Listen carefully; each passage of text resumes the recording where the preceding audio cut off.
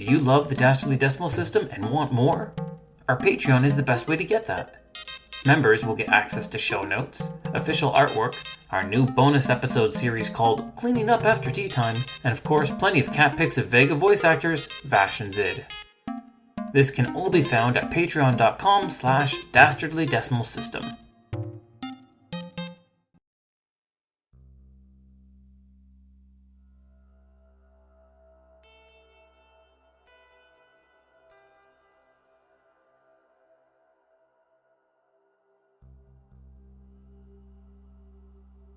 I shall tell you of such a tale.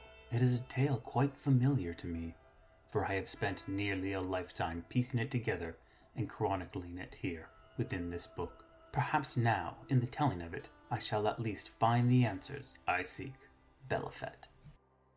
Welcome, humble adventurers, to my realm of knowledge and mystery.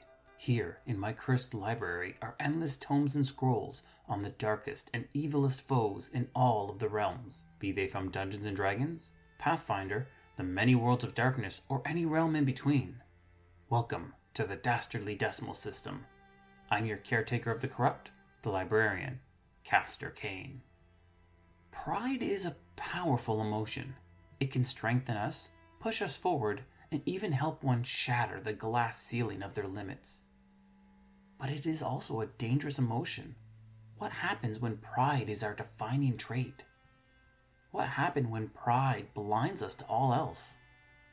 What happens if pride is responsible for the destruction of thousands? For today's topic, I have brewed a pot of dagger tea. It is a black tea blend with hibiscus, raspberry leaves, chamomile, and cranberry. It is the perfect tea for an explorer of the frozen lands of Icewind Dale. This is perfect as we talk about Belhifet. Belhifet was a crimson-skinned Beatazu who towered over even the tallest of men. His sculpted torso was covered with bronze-crafted armor that was seemingly fused to his skin. He carried two gigantic blades that looked more like cleavers than actual swords. And when he wielded them, he did so with such brutal savagery that his foes were just left as pieces. As a powerful devil, he was immune to mundane weapons. Only magic could pierce his hide. He was a master of fire-based spells, and because of that experience, fire had no effect on him. His skills in magic allowed him to dispel the strongest of buffs, and even steal control of the balls of fire that continuously rained down in Avernus. Belhifet was a cunning thinker and a charismatic leader. Time and time again, he could sway even the most die-hard of foes and convert them to his side, wooing them with promises and charm. He would do so gradually that when the alignment shift occurred, you would think it was your idea all along.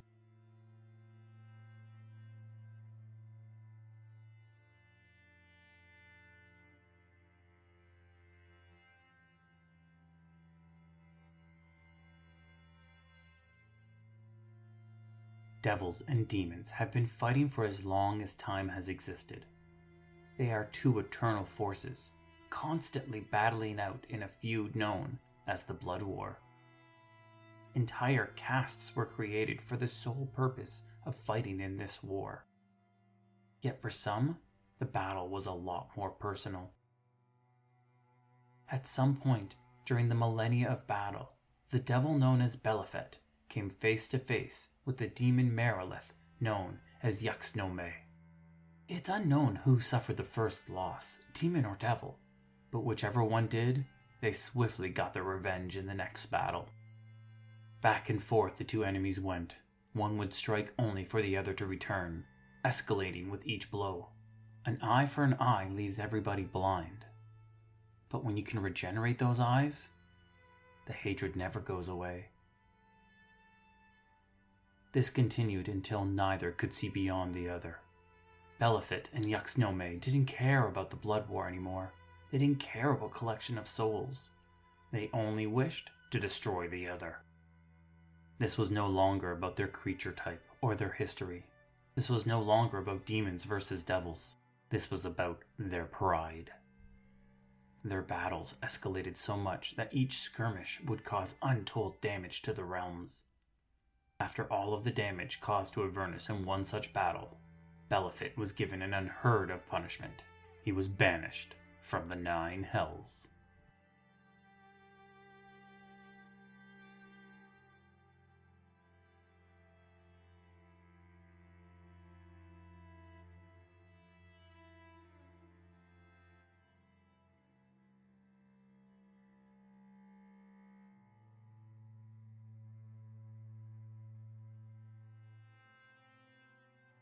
Throughout his existence, Belhifet was a prideful soul. It was his defining characteristic. His pride wouldn't let him rest until Yxnome was destroyed. And now, his pride fueled his desire for revenge on the 9 hells. They dared to banish him? So now they must pay. Belhifet found himself in the frigid north of Toril. He began to plot his revenge when he was contacted by a sentient force. It was dark, powerful, and fueled with as much hate and pride as he was.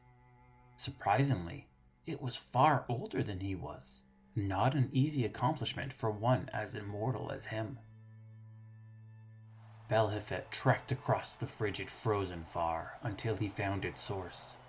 It was not a man or elf, devil or demon, or even anything as eternal.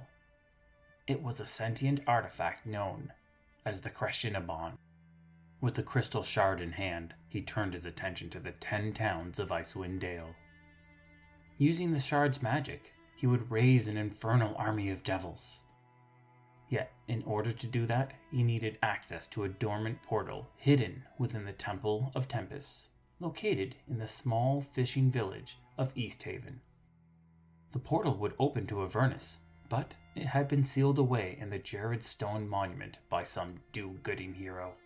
He needed access to that temple if he was going to succeed, but there was no way a devil such as him could simply waltz in.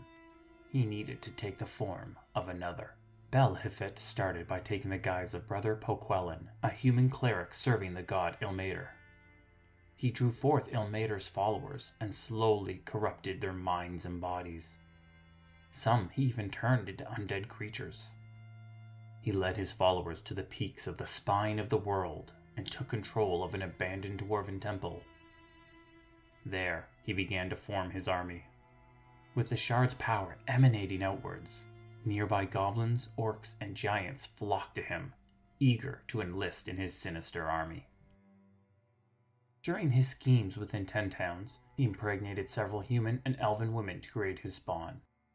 He commanded a number of lesser fiends, and even recruited numerous Abiashai, a breed of devils loyal only to Tiamat.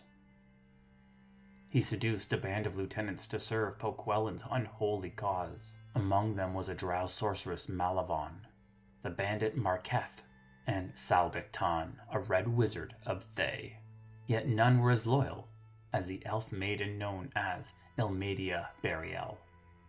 Well, kinda. This misguided woman was a follower of Ilmater and worshipped Brother Poquelin, unaware that his true form was that of a devil. She was a maiden, and therefore a virgin and pure. Yet Poquelin would lay with her time and time again, removing the act from her memory after the fact. Ilmadia only discovered his true form when she gave birth to a pair of half-devil twins, ones who would threaten Icewind Dale decades after her father's defeat. Actions such as these, however, are what caught the attention of Yxnome.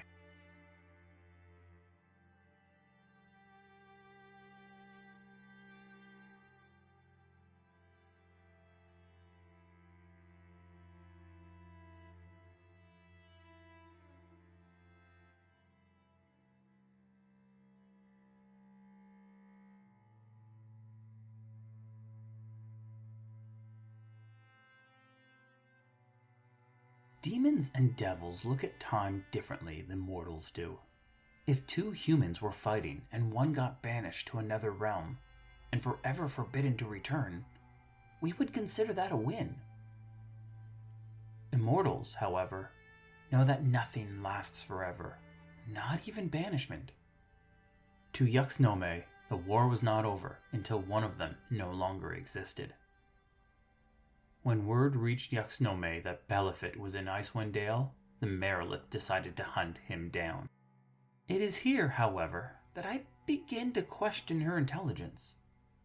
Yuxnome recruited mortals of her own to form an army, one that could combat the forces of Belhifet. However, her choice was less than ideal. In a world of great horrors and violent creatures, what did she choose to bring to the coldest place on Toril?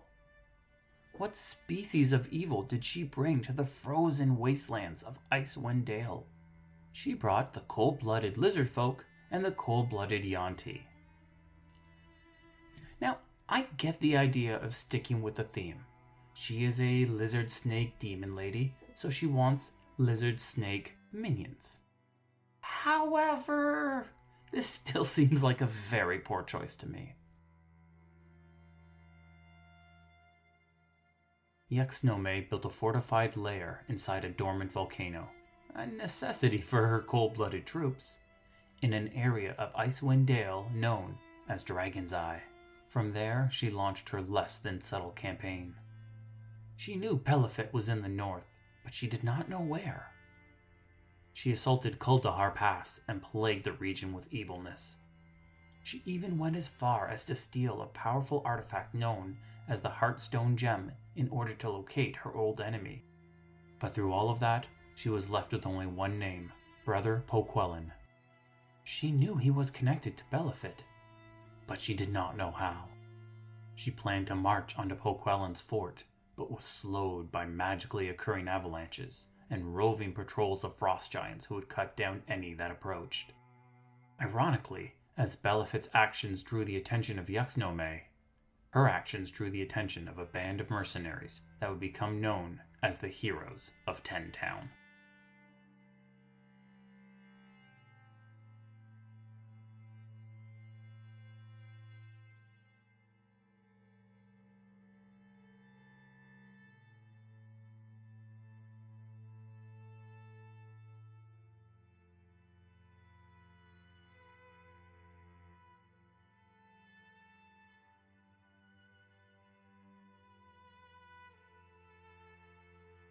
The heroes of TenTown were recruited by an archdruid eager to solve the problem of the evil that had befallen the region of Icewind Dale. Their investigations sent them across the frozen land and eventually to the Dragon's Eye. They stormed the base, cutting down the lizard folk and Yuan-ti before eventually appearing for Yuxnome. A fight against a Marilith is no easy battle. They are serpentine demon women with 6 arms, each normally holding a magical blade. They are deadly fencers who can parry the most devastating of attacks while teleporting around the battlefield. The battle was long, her blades feasting time and time again on the heroes' flesh. Yet despite her skill, Yuxnome fell to the might of the heroes of TenTown. As her body began to fade away, banished once more to the abyss, she warned them of the true villain, Brother Poquelin. The heroes' investigation continued, leading them to Poquelin's stronghold. They fought through a slew of goblins, giants, orcs, and devils before coming face to face with Brother Poquelin. The cleric summoned swarms of insects and called down fire upon the heroes. The two sides fought until the heroes gained the upper hand. Yet, at the moment before their victory, the shard glowed and teleported them all away. The heroes found themselves back in East Haven. Only the small fishing village was now covered in ice, and the Temple of Tempest was surrounded by the crystalline tower known as Crishal Tirith, crafted by the shard itself. The heroes stormed the tower, fighting through the waves of devils. When they reached the top, they met with Brother Poquelin once more, only to discover that he had opened the portal to Avernus. Poquelin revealed his true fiendish form, and the two fought once more. Belhifet was eventually struck down and sent back to Avernus, forbidden to walk the mortal realm for the next 100 years.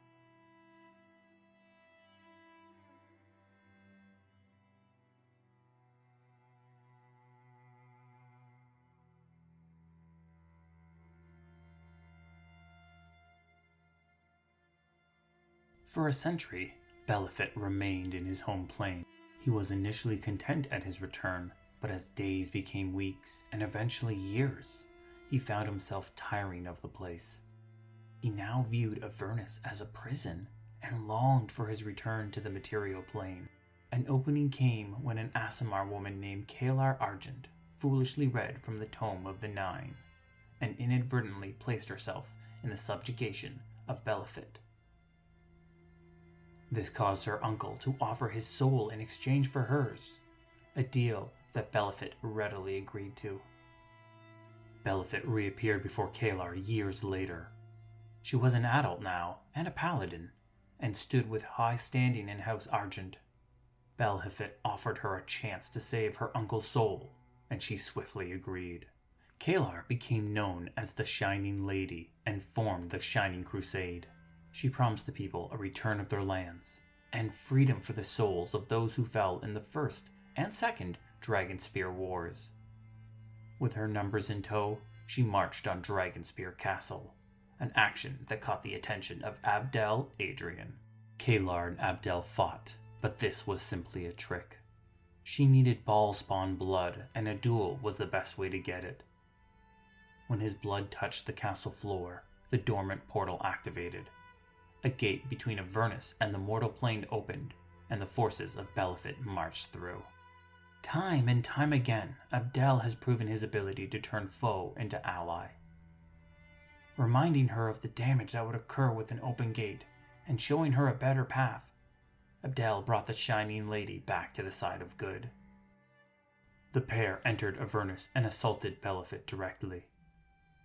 Belhifet started the battle by dispelling any magical boons upon Abdel before summoning swarms of deadly, fiendish insects to feast upon their flesh. Then he assaulted them with fire and brimstone, even grabbing the burning meteors that rained down on Avernus and flung them at Kalar, Abdel, and his companions. Then he leapt into battle, his twin blades attacking with such fearsome savagery. Kalar and Abdel were no slouches. With the power of a god behind her, and the power of a god in his blood, they fought back. Spell and sword combined to smite the devil and strike him back. The battle was long and fearsome, and at several times all felt lost.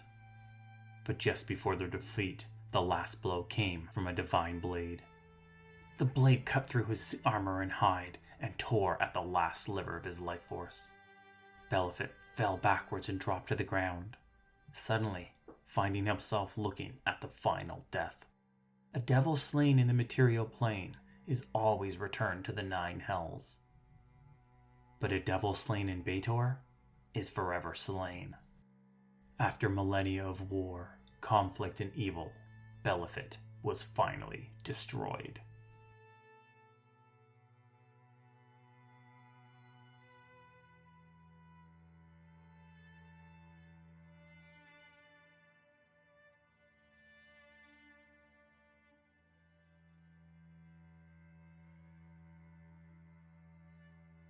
Belhifet's legacy in Icewind Dale still affects the region to this day. The crystal shard that fell from his grasp ended up time and time again in the hands of great evil. 30 years after his defeat in Easthaven, his twin children rose to power and nearly destroyed the land. Icewind Dale still has a legacy of tiefling children, and a weird subset of female-only children whose yellow eyes show even the sliver of their Yuan-Ti heritage. So much of Belhifet's legacy is chronicled in his own writings. He crafted a book with the events of Icewind Dale, bluntly describing his successes and his losses. But for me, as a librarian and a lore keeper, the most frightening thing about Belhifet is his classification, or lack thereof. Even with all of this recorded knowledge at my fingertips, I still lack a crucial piece of information. Exactly what type of devil was Belhifet?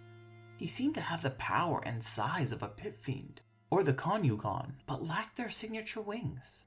He had the charisma and intellect of a harvester devil, but had power that far exceeded the harvester's limits. Does this mean that the Nine Hells hold new forms of devils that we have yet to see? If so, what other horrors exist beyond our discovery? Our tea has run dry, which means so too has our time. Thank you for joining Vega and I in our library. Feel free to return for more stories and lore about the darkest villains from the darkest realms. This has been the Dastardly Decimal System, and once again, I am your librarian, Castor Cain. The Dastardly Decimal System can be found on Twitter, Instagram, Facebook, and YouTube at DD System Podcast. That's Delta Delta System Podcast. We're also on TikTok if you enjoy a good T&D meme. And who doesn't? Drop us a message and say hi. Vega always loves the attention. This podcast was produced by Midnight Reading Audio, a division of Midnight Reading Publishing. The voice of Castor Cain is Larry Gent. Hi. The voice of Vega the Cat was my cats, Zid and Vash.